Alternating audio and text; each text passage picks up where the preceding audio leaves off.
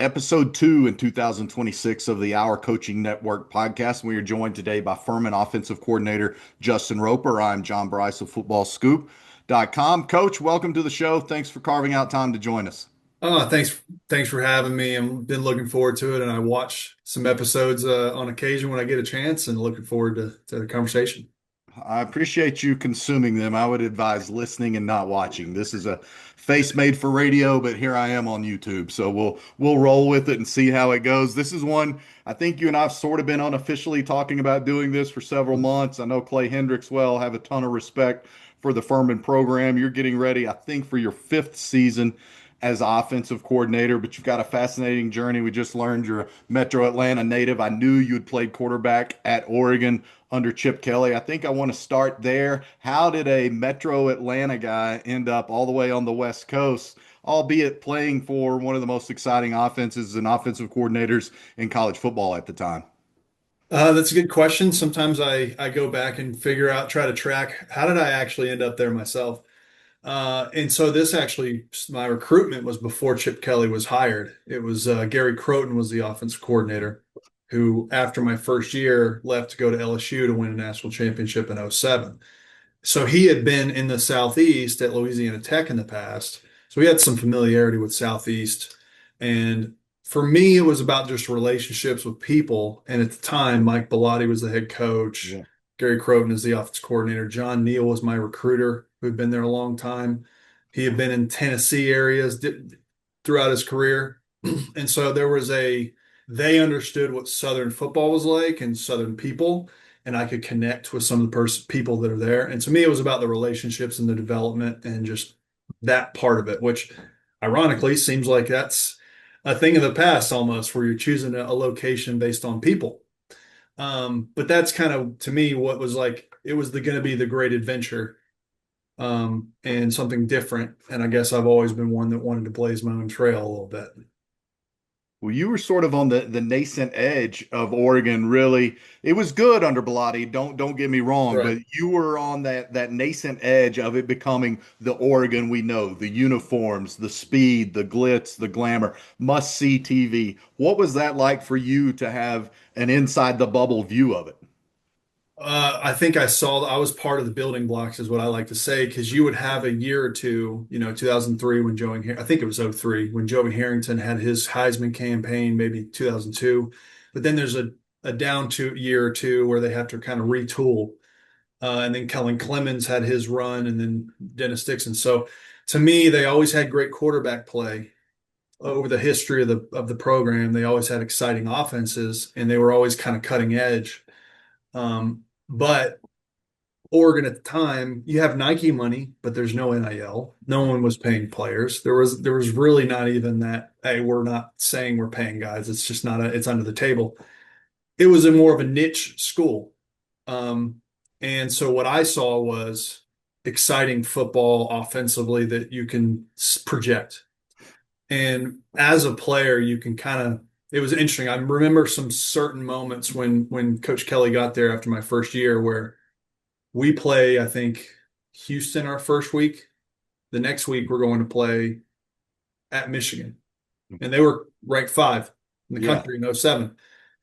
The feeling was like, well, this is Michigan, right? And we had come off a kind of a 7-6 year, a tough year.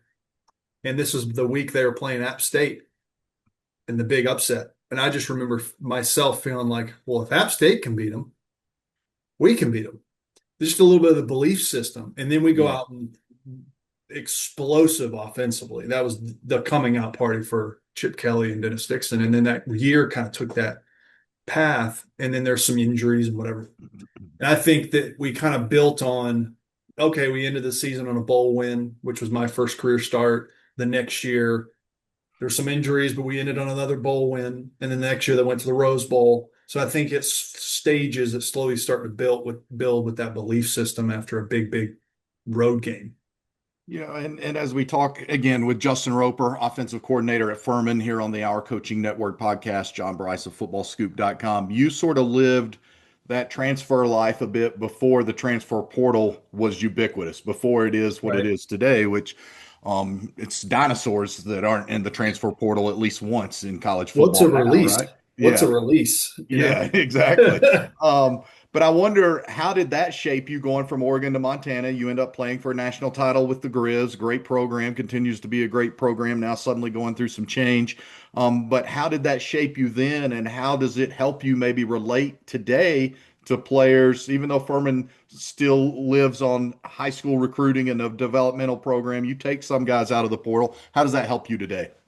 I think our model is actually what Furman's model is what Montana's was at the time, and still. You can't just flood your team with transfers because continuity, building blocks, you need stages to things, and you need to develop kids. So for me, it was by the time I was after finishing my third season and throughout that spring, the head coach had retired. The offensive coordinator was different, who was becoming the head coach, and there was going to be a new OC and QB guy. There's so many people removed from my decision process to go to Oregon, and then the system that Chip was kind of putting in, one of the best systems in history of football.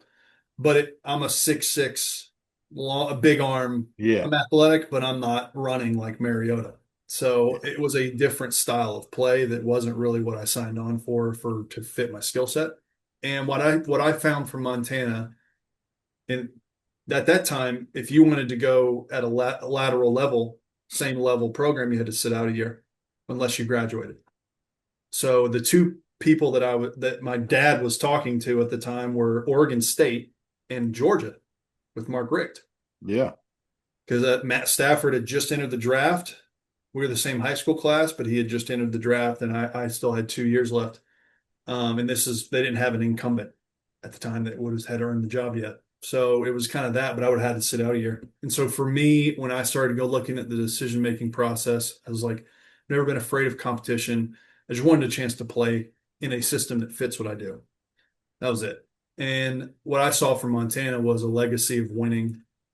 Coach Hauk, who was my head coach for my first year, building a program and maintaining a high level program year after year after year.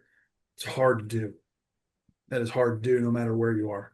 And on my visit, I saw players that they didn't have to be coerced to do extra work. It was a prideful thing of we know how to prepare ourselves to win. And that was some of the things that I saw and wanted to be a part of. And I think the lifestyle of in Montana, most people are like, Montana, what's out there? Like when you go visit it, almost everyone I meet that goes, I visited Missoula, and it's like, it's hard not to want to move there and just set up your life. And then it's a pretty fun lifestyle outside of football as well.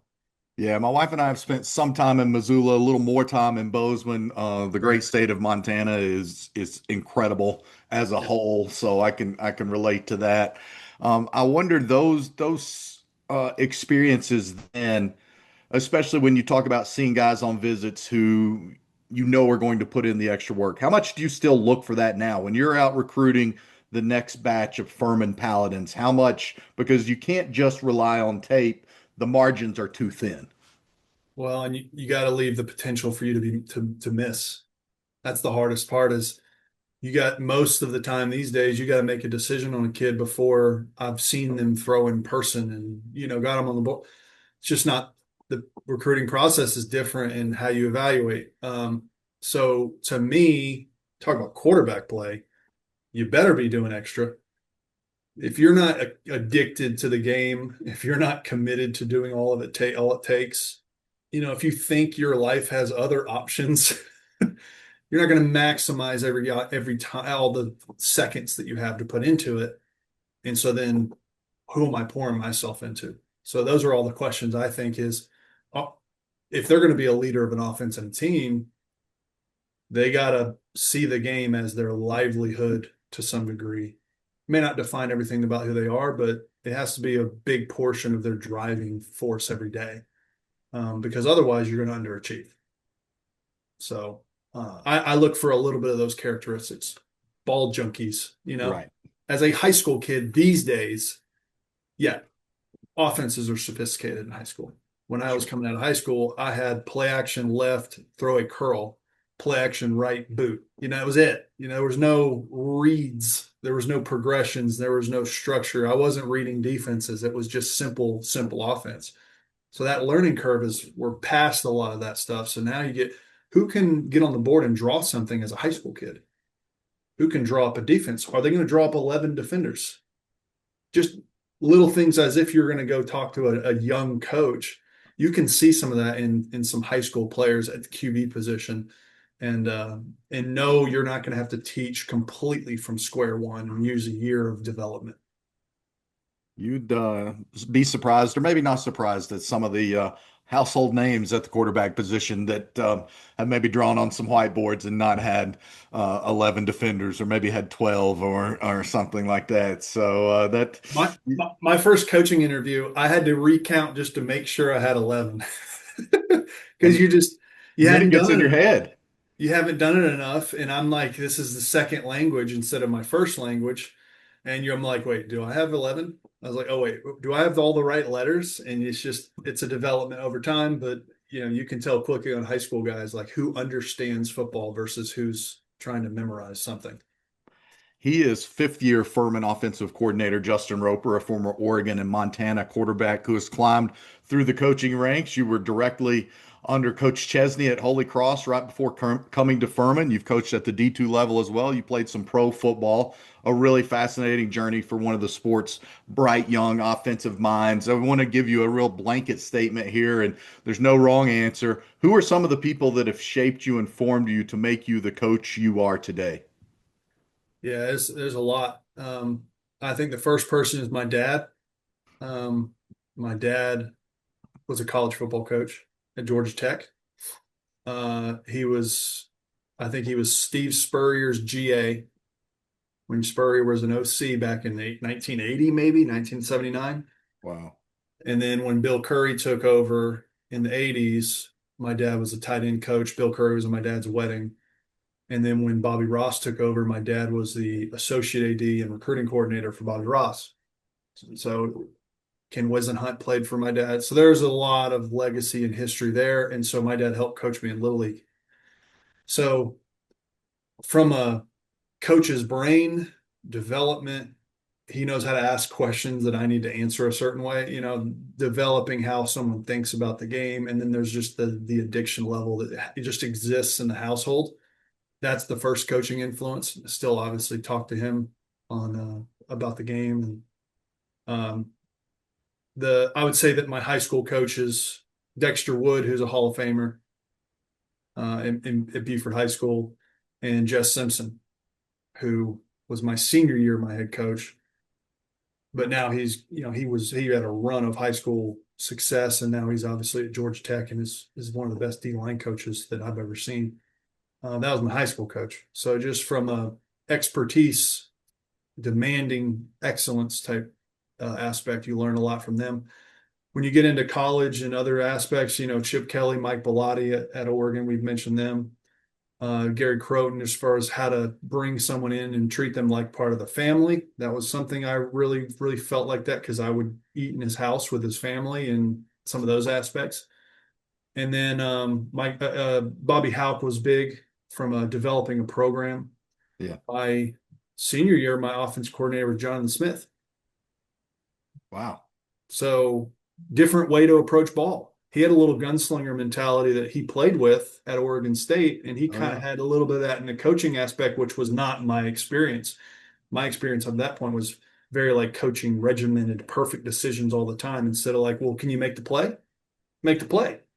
So there's some of those things I adapted to as well. And there's a lot of coaching influences. Rob Keys was the first guy to give me a head position, a job when he was the head coach at Findlay, Ohio, and he's now at Ohio State. Um, Sean Lutz was the head coach at Slippery Rock that gave me an opportunity way too young as a coordinator and let me fail. I failed miserably my first year and then figure it out.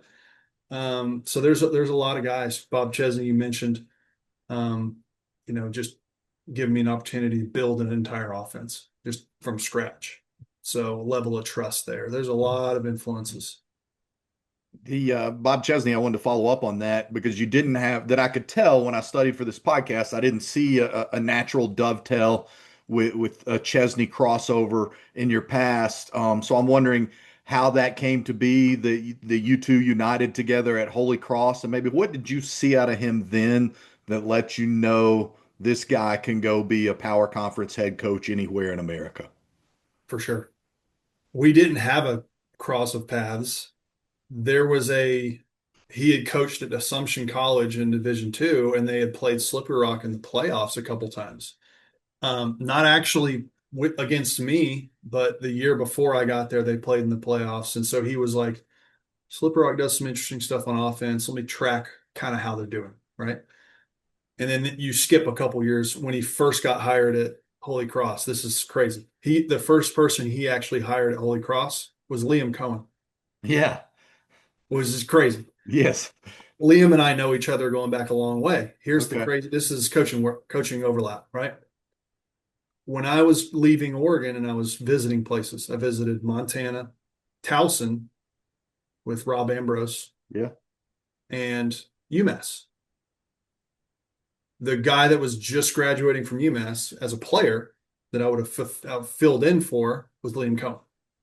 So he was graduating, and I would have been the guy taking over after him.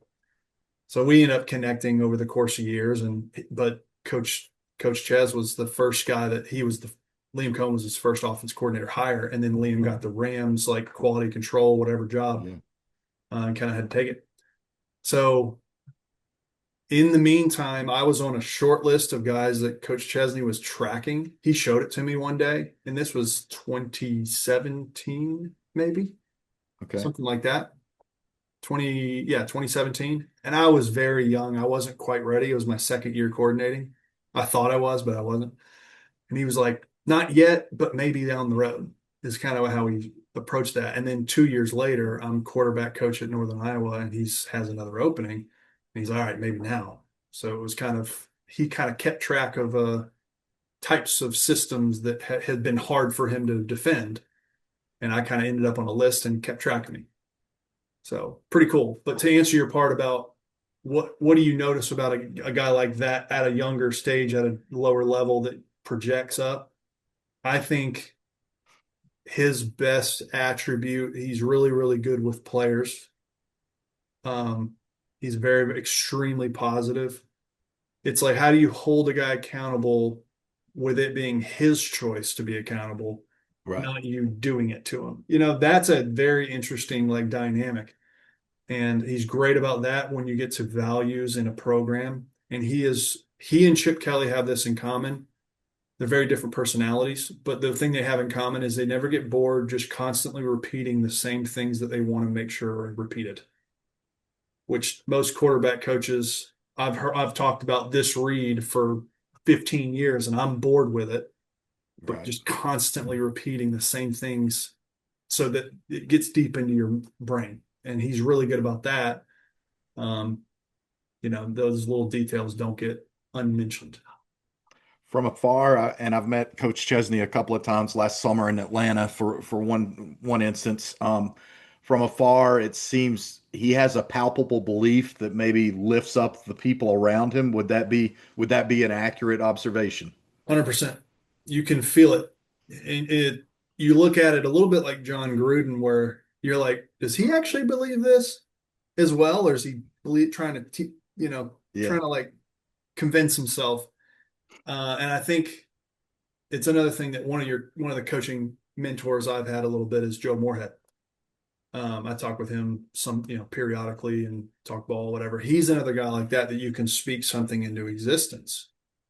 And I think that's what Coach Chesney does well. Chip Kelly does that really well. He said he started when Chip got to Oregon. I remember him talking about this is what tempo is going to do for our offense. This is what our offense is. It's a snowball effect.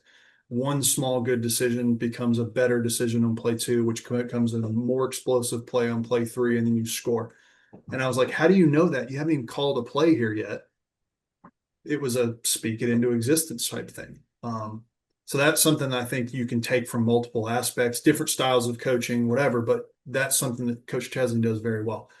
His belief system, he's going to instill because he knows it works, and there's no other option for it to work because it's purely believed based on experience. He's Justin Roper, Furman offensive coordinator. We've talked about all the people that have poured into you through the years that have shaped you. You work for one of the finest, most principled men in all of college football, and Clay Hendricks there at Furman.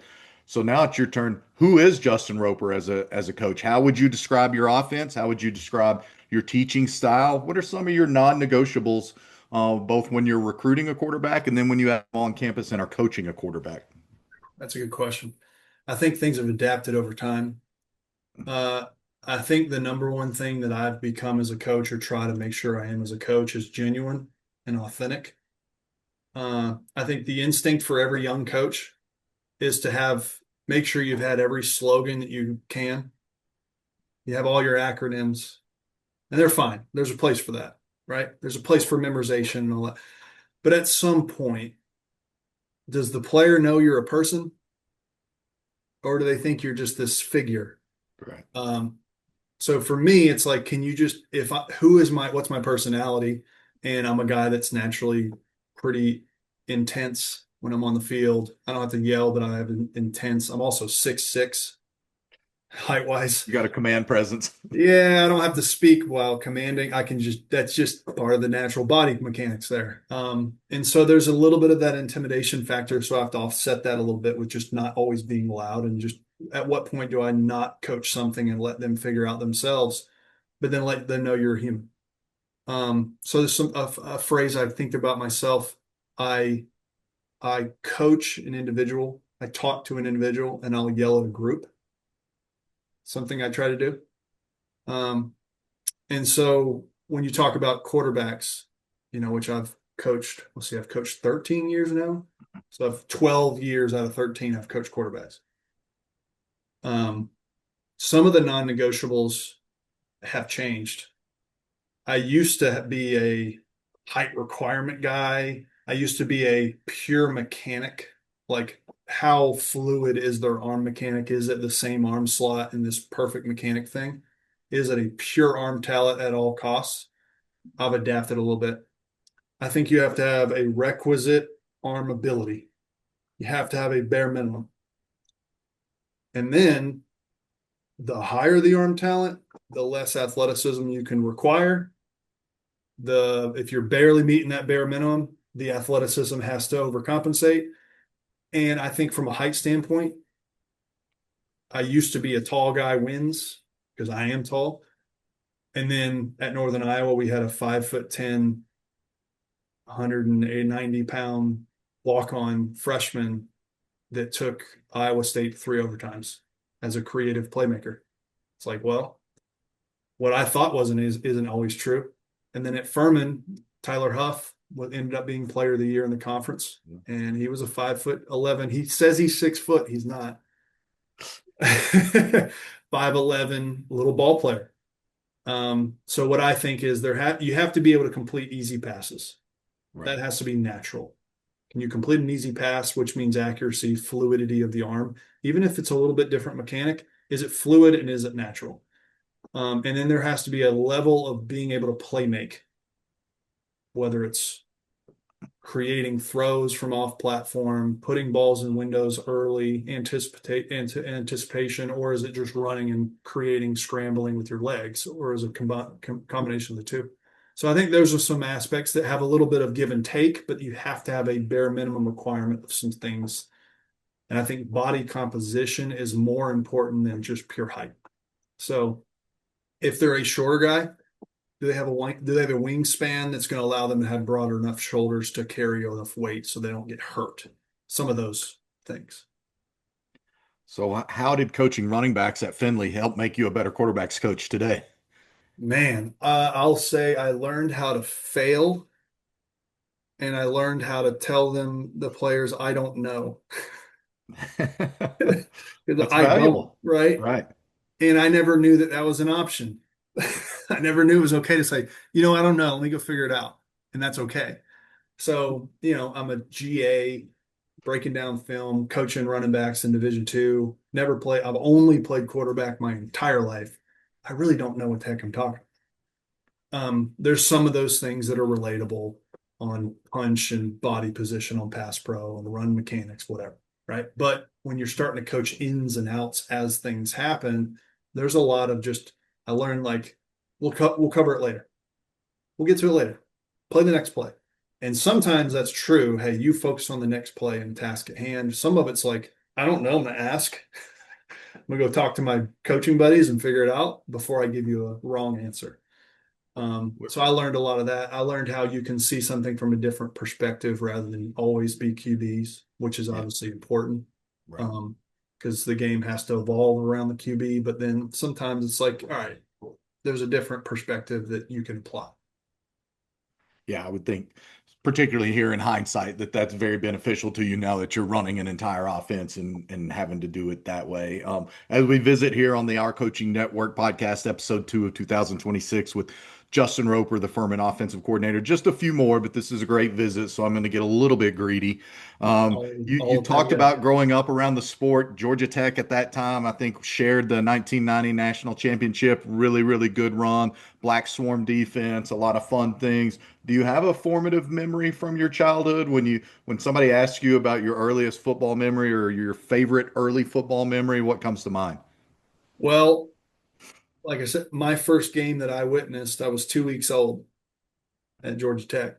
So there's a picture of it. I don't remember. What I do remember is when I got to be 6, 7, 8 years old, um, my dad still had the old VHS tape, break game tapes of those games from that national championship year. I would go to sleep every night watching one of them, and I could recite them. I could watch their game. I could watch their game against Clemson when Clemson, I think, was bringing out. I think it was Rodney Williams as a true freshman running back. One of the first times I realized that someone that young could be that talented. They played Virginia and had a game-winning field goal to win against Virginia, who was ranked #1 in the country, with Sean Moore and Herman Moore. Terry Kirby, I think, was on that roster. Yeah. National championship game against Nebraska at the Citrus Bowl. So I watched these games falling asleep at night and almost could recite every player on the 2D. That's pretty strong. I think Derek Dooley was on that Virginia team, and of course now he's got some political aspirations there in the state That's of right. Georgia. We won't deviate that far off track. All right, a Um, couple more here, and then we'll wind it down. I've got to ask you a big picture question, because you've seen a lot in the sport, you've played it at all levels, and it's unprecedented times in college football. So specific to FCS, especially as we see North Dakota State leaving the division immediately. Where do you see FCS football going in the next 5 years? What do you think are keys to maintain it? Because I love FCS football. I'm known at FootballScoop as kind of the FCS guy. I'm very passionate about it. I do some work with the FCS Nation radio guys because I love it. Obviously, this podcast, we have a number of FCS guests on. So that's a long-winded way of me asking where do you see the sport going, particularly at the division you're presently at over the next 5 years? uh, One of two ways, in my opinion, a little bit like the FBS. The thought when this model arose was you're going to get less haves and have not separation because, oh, it's a level playing field. Everyone can pay. It's not a level playing field. It never was. It never will be. Because as much as you make it about resources where you can give players directly or just resources you can put into your program that are the arms race, there's still going to be haves and have nots. And those with more, and this separation becomes greater and greater. And I think that's one pathway where it could be a truly the separation between the top five programs and everyone else becomes farther. Where you're going to end. It's kind of that way at this point anyway. In 23 we made a run to get close to the semifinals Yeah. against Montana in the Montana, yeah. overtime, right? And then, Special but teams, you guys had that game. Yeah. yeah, we're battling. We're in overtime, and we're going actually before even overtime. We're going for two to win. We had a little bit of a false start and had to go get into overtime and lost, like on the road in Montana. That's a heck of a. That tells you that we're at the level we can compete for any team up there. But what teams can sustain that year in and year out? Incarnate Word maybe hits the funnel at the right time. Illinois State hits it at the right time, but who is going to be in the top two or top four teams year in and year out? It's the haves before the rest of the group. You're going to get a one-off, and I think that's the question. And I think, or it'll go one of the other directions where some of the rulings at the higher level that are applied at the higher level that trickle down will help our landscape because just like FBS, Northwestern, Duke, Georgia Tech to some degree, they have to operate a different structure as far as the academic requirements. And you get into the question of, are players students or are they employees? And if they become employees, do they have to go to class? Or are you going to make the degree a requirement for that? And if so, then you have the academic restrictions. And that just changes how people build a roster, which is what applies to us. So I just think it'll be the have and have nots get farther away from each other.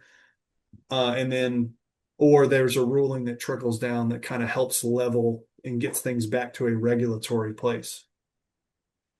See, that was a serious one and a great answer from you. Very enlightening, educating for me. I like to try to steal knowledge on this podcast as much as possible and just stay out of the way. All right, a couple of really fun ones now. Did when you interviewed at Furman with Clay Hendricks, was part of your interview on a golf course, and did you have to give him any strokes? We no. So it was January. So end of right after Christmas, we didn't actually have anything on the golf course. Part of my interview at Valdosta State was on a golf course Okay. with David Dean. Okay. But David Dean's a long time. He was a Hatcher guy, was Yeah. the OC for Hatcher and won national championships, but he's a golf aficionado.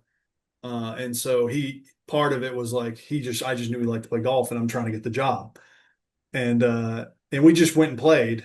And I don't even think that was part of the interview. He just wanted to go play. So it was kind of that spurrier feel to it. But we didn't, I will say that I got the job here at Furman and then we had to kind of sign a couple players last minute.